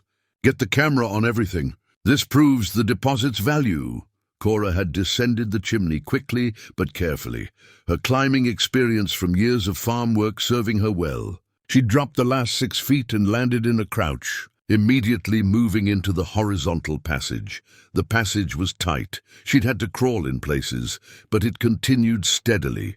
And most importantly, it was taking her away from the intruders. After what felt like an eternity, but was probably 15 minutes, she'd seen light ahead. Natural light.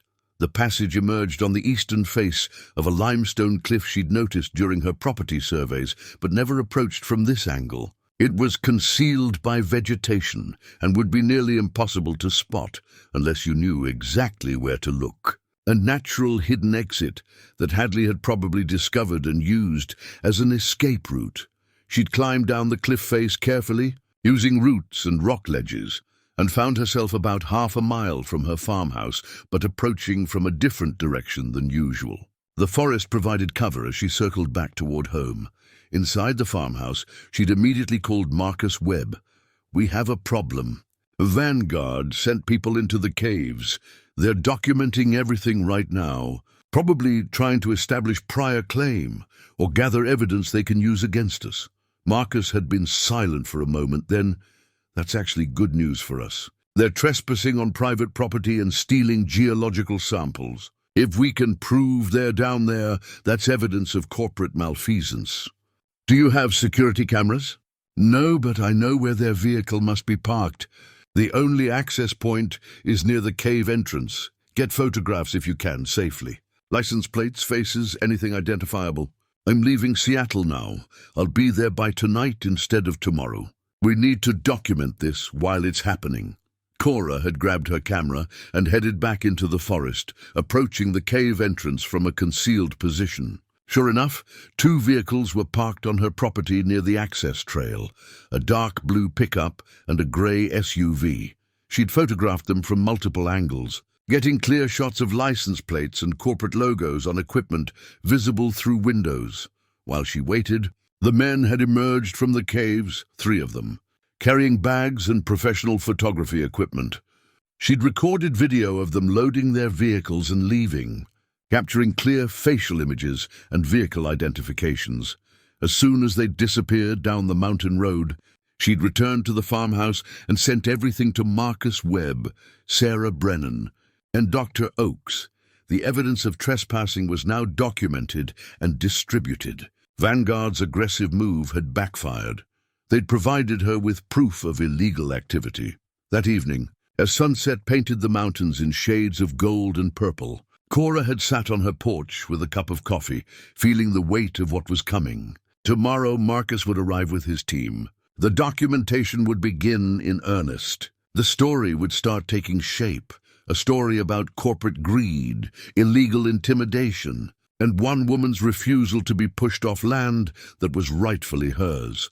She'd spent 40 years moving through other people's spaces, never claiming anything as her own. But this land, these caves, this fight, they were hers now. And she'd defend them with everything she had.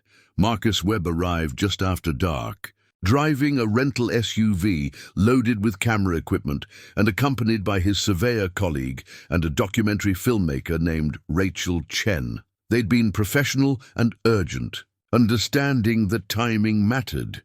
"We document everything tonight and tomorrow," Marcus had explained as they unloaded equipment. "Video interviews with you, footage of the trespassing evidence, establishment shots of the property. Then tomorrow at dawn, we go into the caves with proper lighting and equipment. By tomorrow evening, I'll have enough material for both a written exposé and a short documentary. We release simultaneously across multiple platforms, makes it harder to suppress." They'd worked through the night. Cora had given an on-camera interview detailing everything: how she'd acquired the property, what she'd discovered, the harassment she'd faced, and the evidence of Vanguard's illegal activities. Rachel had filmed B-roll of the property, the barn where she'd found Hadley's compass, and the farmhouse interior that told the story of a working woman making a stand. Dawn had found them at the cave entrance. Marcus and his surveyor loaded with professional equipment, while Rachel operated a high-end camera system. Cora had led them through the passages she now knew well, pointing out features and explaining what Hadley's surveys had documented. In the crystal chamber, Marcus's surveyor, a quiet man named David Park, had set up laser scanning equipment that created detailed 3D models of the space. Rachel had filmed everything while Marcus took photographs and measurements. They'd collected samples following Dr. Oakes's protocols and documented the geometric formations that defied conventional explanation. "This is extraordinary," David had said, studying the crystals through a specialized lens. "I've surveyed caves across 3 continents, and I've never seen natural formations quite like these. The regularity, the composition, it's remarkable." They'd spent 4 hours underground, documenting every significant chamber and passage. By the time they'd emerged, all 3 visitors had been transformed by what they'd seen, the excitement of journalists and scientists encountering something genuinely unprecedented. Back at the farmhouse, while Marcus and Rachel began processing footage, Cora had received a call from Sarah Brennan. "I'm filing protective orders this afternoon," Sarah had said. "Based on the trespassing evidence you provided, I can establish immediate grounds for legal action. More importantly, I'm filing a formal complaint with state and federal authorities regarding Vanguard's activities. The evidence Thomas Hadley collected is extensive enough to warrant criminal investigation. How long before they respond? They'll know about the filings within hours. Expect them to try negotiation first, better settlement terms, promises of legal protection. When that fails, they'll likely escalate to hardball tactics. But you've done something smart. You've made this public before they could isolate you. That's your best protection." Late that afternoon, as Marcus was editing his initial story, 3 vehicles had come up the driveway. 2 Sheriff's Department SUVs and Randall Kemp's black sedan. Cora had watched them approach with Marcus and Rachel standing beside her. Cameras ready. Sheriff Tom Bradley had climbed out first, a man in his 50s who looked uncomfortable with whatever he'd been sent to do. Kemp had emerged from his vehicle with 2 other men in suits, his expression hard. "Miss Finch," the sheriff had said, "we've received complaints of trespassing and harassment. Need to ask you some questions." "Complaints from whom?" Kemp had stepped forward. "From Vanguard Resource Solutions. Your cameras were on our property yesterday, photographing our employees. That's unlawful surveillance and harassment." Marcus had raised his own camera, filming the exchange. "I'm Marcus Webb, investigative journalist. For the record, are you claiming Vanguard employees were on Miss Finch's property yesterday?" Kemp's expression had flickered with recognition and annoyance. "We were conducting legitimate survey work on adjacent properties with proper permissions. The photographs clearly show your vehicles and personnel on Miss Finch's land, near a cave entrance that's entirely within her property boundaries. That's trespassing. Moreover, I have documentation of years of harassment, intimidation, and illegal activities by Vanguard targeting multiple property owners. Those documents have been filed with state and federal authorities as of this afternoon." The sheriff had looked between them, clearly reassessing the situation. "Mr. Kemp, do you have documentation of permission to access Miss Finch's property?" "This is a misunderstanding. Do you have written permission?" The sheriff had pressed. Kemp's jaw had tightened. "We were under the impression certain areas were part of federal Forest Service land. My property boundaries are clearly established in county records," Cora had said calmly. "And you've been aware of those boundaries since you first approached Thomas Hadley about purchasing this land 15 years ago. This isn't confusion. It's deliberate trespass." Rachel had continued filming as the sheriff had pulled Kemp aside for a private conversation. Marcus had used the opportunity to brief the deputies on the evidence they'd gathered, showing photographs and explaining the context of corporate harassment. When Sheriff Bradley had returned, his demeanor had changed. "Miss Finch, I'm going to need copies of your trespassing evidence. And Mr. Kemp, you'll need to come to my office tomorrow to make a formal statement. From what I'm seeing here, there are serious questions that need answers." Kemp had looked at Cora with barely contained anger. "This isn't over. You're making a serious mistake." "No," Cora had said quietly. "The mistake was thinking you could intimidate me the way you intimidated Thomas Hadley. But I'm not alone, and I'm not hiding. Everything you've done is documented. Everything you've tried is now public record. You wanted this property badly enough to break the law. Now you'll face the consequences." Kemp had left without further words, his vehicles kicking up dust as they sped down the mountain road. The sheriff had stayed longer, taking statements and collecting evidence, his attitude shifting from skepticism to genuine concern as the full scope of the situation became clear. After everyone had finally left, Cora, Marcus, and Rachel had sat on the farmhouse porch, watching the sun set over the mountains. Marcus had been working on his laptop, putting finishing touches on the story. "This goes live in 2 hours," he'd said. "Print version on the newspaper's website. Video documentary on our media platforms. I've already gotten interest from national outlets who want to pick it up. By tomorrow morning this will be everywhere." Cora had nodded, feeling a strange mix of relief and exhaustion. "What happens next?" "Investigation, probably federal given the evidence of interstate corporate fraud. Media attention, scientific interest in the geological findings. And you become famous, at least for a while. People will want to interview you, tour the property, study the caves. Your quiet mountain life is about to get complicated. Better complicated than threatened," Rachel had smiled. "For what it's worth, you're incredibly brave. Most people would have taken the money and walked away. I spent 40 years walking away from things. I'm too old to keep running." Cora had looked out at her land, at the mountains rising in the distance. "Besides, some things are worth standing for. Even if you only just found them." The story had gone live at 8 p.m. Within an hour, Cora's phone had been ringing with media requests. By morning, the story had been picked up by major news outlets across the country. By afternoon, Vanguard Resources had issued a statement denying all allegations and promising full cooperation with any investigation. Their stock price had dropped 6%. Thomas Hadley's fight had finally found its voice. And Cora Finch, at 62, had discovered that the thing she'd been searching for her whole life wasn't a place. It was the courage to stop running and claim one. 3 weeks after Marcus Webb's story broke, Cora stood on her porch, watching a team of scientists from the U.S. Geological Survey set up equipment near the cave entrance. Dr. Patricia Oakes had arrived 2 days earlier with credentials, funding, and institutional backing to conduct a thorough survey of the site. The media attention had forced Vanguard to back away, and federal interest in the rare earth deposits had provided protection Cora couldn't have bought. The investigation into Vanguard's activities was moving forward. Rendell Kemp had been placed on administrative leave pending criminal charges. Documents Hadley had collected were being used to build cases against multiple executives. Several county officials, including the deputy who'd questioned Cora, were under review for accepting bribes, but the real transformation had been in the property's status. Sarah Brennan had helped Cora navigate a complex series of negotiations that honored both the land's value and its ecological significance. Rather than simple extraction rights, they'd structured something more innovative, a conservation easement that protected the majority of the land while allowing limited, sustainable mineral rights.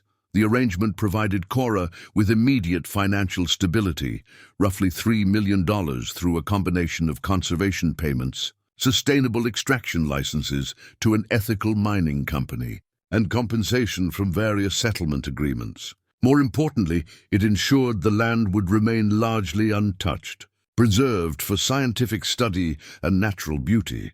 Thomas Hadley had emerged from hiding 2 weeks ago, arriving at the property in a rented car with 7 years of beard growth and a tentative smile. Cora had been sitting on her porch when he'd driven up, and for a long moment they'd simply looked at each other, two people who'd never met but were connected by the burden of this land. "You did it," he'd said finally. "You finished what I couldn't. You gave me the tools, and you chose well, even if you had no right to choose for me. They talked for hours that first day, walking the property together, Hadley sharing stories of his 20 years here, and Cora explaining how she'd navigated the challenges he'd fled from. There was no romance in their connection. Both were too old and too set in their solitary ways. But there was friendship, the kind forged by shared purpose and mutual respect. Faye Drummond had become a regular visitor, no longer burdened by her husband's regrets. She'd brought casseroles and company, slowly building the kind of neighborly friendship Cora had never allowed herself to develop. Bill Marsh had stopped by several times, pleased to see the land secrets finally serving a purpose beyond silence. The property had been visited by everyone, from scientists to documentary filmmakers, to tourists curious about the woman who took on corporate America. Cora had been interviewed by national news programs, featured in magazines, and invited to speak at environmental conferences. She declined most invitations, preferring to stay on her land and manage the controlled access to the caves. Today, Dr. Oakes had confirmed what Hadley suspected. The crystalline formations were indeed impactites, rocks formed by meteor impact under conditions that created unprecedented mineral concentrations. The scientific papers would take months to publish, but preliminary findings suggested the site was of genuine geological significance, worthy of protection and study. Stella had visited from Portland, bringing her family and staying for a week in the farmhouse that Cora had slowly been improving. They'd hiked the property together, and Stella's children had explored with the wonder of young people encountering wilderness. Watching them, Cora had felt something unexpected, the sense of legacy. This land would outlive her, protected by legal agreements and scientific interest. But her role in preserving it would be remembered. The financial security had allowed Cora to make improvements she'd only dreamed about. A new roof on the barn, repairs to the farmhouse, a small cabin built for guests, and most importantly, proper conservation infrastructure, marked trails, protective barriers around the cave entrances, and monitoring equipment to ensure the site's preservation. But the money mattered less than what it represented, the ability to stay. She'd spent 40 years moving because staying was never an option. Now it was not just an option, but a commitment, and that changed everything. One afternoon in late October, nearly 2 months after buying the property for $1, Cora had sat on her porch with Thomas Hadley, watching the sun set over mountains that were beginning to show their first dusting of winter snow. "Do you regret it?" Hadley had asked. "Taking this on? Your life would be simpler if you'd sold to Vanguard and walked away." Cora had considered the question carefully. She'd been threatened, surveilled, and thrust into a public spotlight she'd never sought. She'd spent her savings on legal fees and equipment. She'd put herself in danger and made powerful enemies. By any practical measure, Cora had considered the question carefully. She'd been threatened, surveilled, and thrust into a public spotlight she'd never sought. She'd spent her savings on legal fees and equipment. She'd put herself in danger and made powerful enemies. By any practical measure, she'd made her life harder. "No," she'd said finally. "I spent 40 years making my life simpler." Simple isn't the same as meaningful. They'd sat in comfortable silence. Two people who understood that some burdens were privileges, and some fights were worth the cost. The rucksack that had once contained everything Cora owned now sat in a corner of her bedroom, mostly empty. She'd unpacked it weeks ago, spreading her few possessions throughout the farmhouse with the understanding that she wouldn't need to pack them again. Her grandfather's books were on a shelf. Her work clothes hung in a closet. Her life had expanded to fill the space available, and the space was hers. On clear nights, she'd walk to the limestone outcropping where she'd first found Hadley's journal, sitting in the darkness and listening to the mountain sounds. The land had secrets still, chambers unexplored, formations undocumented, and she'd spend the rest of her years understanding them. But the dangerous secrets, the ones that had haunted 3 generations of owners, were finally exposed to light. What remained was simply the work of stewardship, and Cora had always been good at work. The conservation easement agreement sat framed on her wall, a document that represented more than legal protection.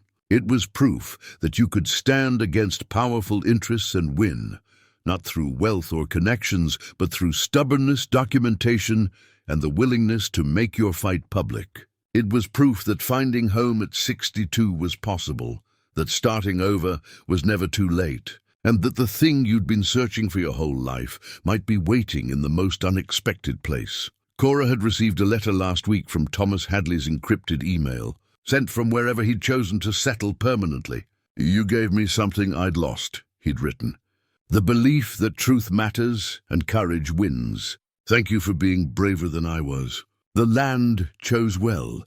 She'd read that letter several times, touched by the sentiment, but disagreeing with the premise. She hadn't been braver than Hadley. She just had less to lose and nothing to run from. Sometimes courage wasn't about fearlessness. It was about having nowhere else to go and deciding that was exactly where you belonged. As November approached and the first real snowfall dusted the mountains, Cora had sat at her kitchen table making plans for winter. Firewood needed splitting. The farmhouse needed better insulation. Supplies needed stockpiling before the access road became difficult. These were the practical concerns of someone building a life, not passing through one. Faye had invited her for Thanksgiving dinner, introducing her as our neighbor who took on corporate America and won. The small gathering of locals had treated her with a mixture of respect and curiosity, but mostly they'd treated her as one of their own, someone who'd chosen this difficult, beautiful place and committed to staying. On her way home that evening, driving up the mountain road in the darkness, Cora had thought about the journey that brought her here. All those years of moving, of never claiming anything, of living light enough to disappear without trace. She'd thought it was freedom, that ability to walk away from anything. But it had been fear dressed up as independence, the fear of wanting something badly enough that losing it would break you.